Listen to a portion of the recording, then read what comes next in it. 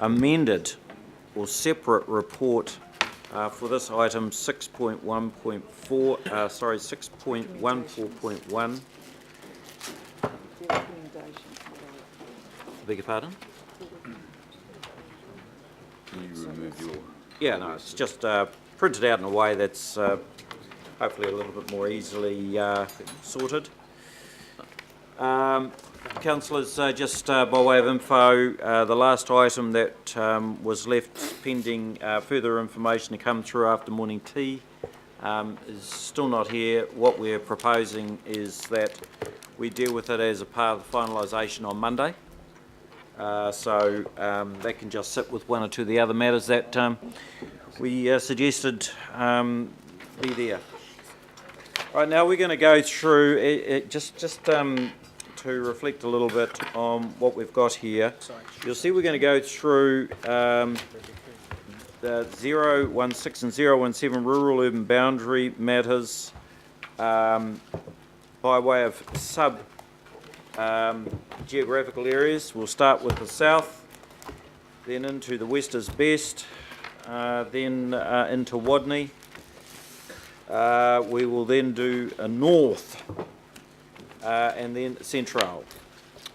And so that will conclude our view of things. As you'll see, there are a range of officers' reports in there, items that come up in the various parts of it. We'll deal with off the floor. I'm aware of one or two. Councillors, just want to open with some comments and reflect again on the fact that we have been reviewing these matters, our zonings and our maps for the last 4.5 years. The Independent the Independent Hearings Panel reflected on all of these matters at length and detail. Part of what I regarded as a significant, tempting resolution proposed at the beginning of this was to accept this plan in total.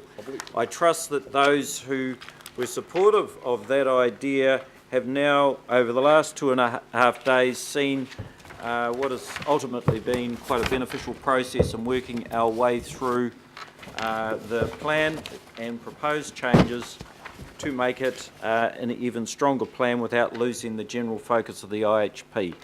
I will say to you, though, with regard to this item, that I will be supporting without change all of the matters that the IHP have come to us with in terms of final zoning and map delineation.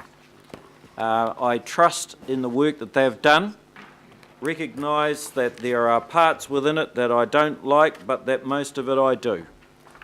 And on that basis, without getting detailed or without wanting to put anything apart and miss the sense of the amount of energy and effort that they put into this part of their work in particular, I will be supportive in total. So as we go, and I'll be encouraging you to do the same. As we go through each part of these, if you have a difficulty, my suggestion is that you note your disagreement as we go through each of these sub-regions at the time in which we do the wash-up vote. I think that's the best way to note it. But I encourage you to reflect on the general focus that I'm recommending here for the reasons that I've set out. There are a number of issues, though, that the officers have raised without compromising the view that I have that this is a matter that we should accept. Right, now the important matter of declarations of interest. You'll see that on this matter, as we start with the south, Councillor Arthur and Councillor Sharon have noted an interest. And I beg your pardon? It's been updated. And also Councillor Chris. Thank you. Not this Chris. No, not the Chris D, but Chris F. Right. Penny. Okay, in terms of hearing topic 080 and 081, which is rezoning and precincts, and 016, 017, rural urban boundary, we are talking about the south. We are going to be putting up on the screen a map that shows what we are considering the south to be, and you should also have a copy in front of you so you are clear on what we are discussing. So if you look at the map on the screen and in front of you, the coloured area is what we are referring to when we refer to the south for the purpose of this discussion. So the first policy matter that we are discussing with the governing body is the issue around the location of the rural urban boundary, which the panel is recommending should include Pararikau and Kopua Hingahinga Islands off the coast of Hingaia. They are recommending that the rural urban boundary should be extended to those islands, and they are also recommending that Pararikau, which is the northern island, the islands that I think it's closest to the main town of Hingaia, from countryside living to single house. Officers have looked at the reasons given for these two recommendations, B and C, and they are recommending that the governing body accepts the recommendations of the Independent Hearings Panel in relation to those two recommendations. Okay, so why don't we just deal with that now and jump straight into it. I'll move that recommendation. Councillor Cal. Is there any comment or query on it? Councillor Cathy. Is this where I raise my issue about the Ihumato Peninsula? No, what I'd suggest we do is deal with these ones first, and then I'm aware of that issue that you've got, and we'll deal with it after these. Is that all right? Good. Right, so I'll move that. All those in favour say aye. Aye. Against? Against. Thank you. Right, move on to B. We could put the recommendations up now. So C is in relation to the recommendation of the hearings panel to remove the rural urban boundary from around Crater Hill and Pukaki Peninsula and Puanui. If the governing body can remember, we undertook as a council considerable structure planning to inform the unitary plan process of the Puanui Peninsula. Yeah, you're good. And if you remember where the Puanui Peninsula and the Pukaki Peninsula sits in South Auckland, they adjoin the international airport.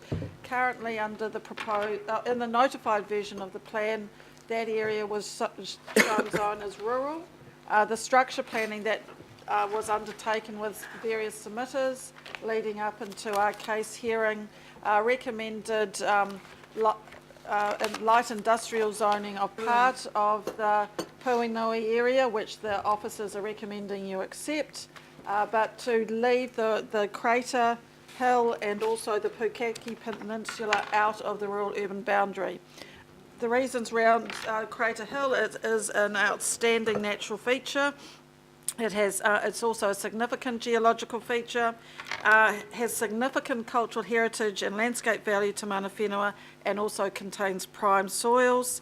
In terms of the Pukaki Peninsula, that was also left out of the rub for a number of reasons. It is a significant cultural and heritage value and landscape value to Mana Whenua. It does lie partly within the outstanding natural feature of Pukaki Crater. Pukaki Crater is publicly owned, and it is also within the proposed high aircraft noise area that you actually agreed to accept from the panel yesterday. That Hana area actually restricts the establishment of urban activities, so we see no real reasoning why that area should now be put within the rural urban boundary. So those are the recommendations that we've put up, is that you should reject the removal of the rural urban boundary at Crater Hill and at Pukaki Peninsula. The second, sorry, no, that's the... So that's it? Yep. Yep, right. Now, is there a mover? Yep, Councillor Christine, and seconder? Councillor Chris, D. Right. Any comment or discussion? Questions around Crater Hill Question? Where you go. in particular? Because I am somewhat familiar with this, because in the old Legacy Manor City Council area, it's owned, it's a farm, it's owned by Mr. John Self, I believe. And he's a farmer. And so what happens, I understand that what the panel have recommended actually is not carpet blanketed with houses, but somewhere around about 30 to 40% of the area would be suitable for urban living, and the rest would still be protected as a natural, for its outstanding natural features. Is that correct? So what the pattern of zoning that the panel has recommended includes providing for residential development within part of an existing quarry, and also on the flanks of Crater Hill. It is between each of the areas is recommended reserve to be rezoned open space, but the advice of our experts, including Stephen Brown, who's our landscape expert, is that providing for residential on the flanks of Crater Hill will compromise the values that outstanding natural feature has, and so that is why staff are recommending against that. So in terms of what would happen on this piece of land if it's public open space? Does the council go planning on buying it? So it has only been recommended to be zoned open space by the panel. That does not imply that it's publicly owned land. The panel has in a number of instances recommend land be zoned open space, but that does not in itself means it become reserve land or owned by council. That's a separate discussion that would have to happen with the council if that is what the landowner wanted it to be achieved. Point of order, Mr Chairman. I think there has to be some care about talking about the council's possibly having a conflict of interest. There's none that I know of, but I'd be very careful where Councillor Quacks is taking this discussion. That's actually a reasonable point of order. I'm not quite sure what councillor. Yeah, well, there are private property rights here Yeah, exactly. that potentially could become part and parcel of a commercial discussion. Well, I'll leave it at that. I'm going to support the panel's recommendation on this, and that we don't reject Self's Crater, and that that all of these recommendations come from the panel that are up there be accepted by us. Okay, that's good. Right, any other speakers on this? Okay, then it's been moved and seconded, so I'm going to put it. All those in favour say aye. Division. Right. Thank you, Councillor George. No, I say, you have a division. You just have to vote. Yeah. By division, councillors. Your Worship. Aye. Councillor Brewer. No. Councillor Casey. Yes. Councillor Cashmore. No. Councillor Clow. Yes. Councillor Cooper. No. Councillor Darby. For. Councillor Fletcher. Yes. Deputy Mayor Hulse. Aye. Councillor Crum. Against. Councillor Lee. Aye. Councillor Penrose. Councillor Quacks. No. Councillor Stewart. No. Councillor Sir John Walker. No. Councillor Wayne Walker. Yes. Councillor Watson. For. Councillor Webster. For. Councillor Wood. No. Carried 10-9. Okay, What's the right. score? What was that? Carried. 10-9. Carried. 10-9. Thank you. Right, move on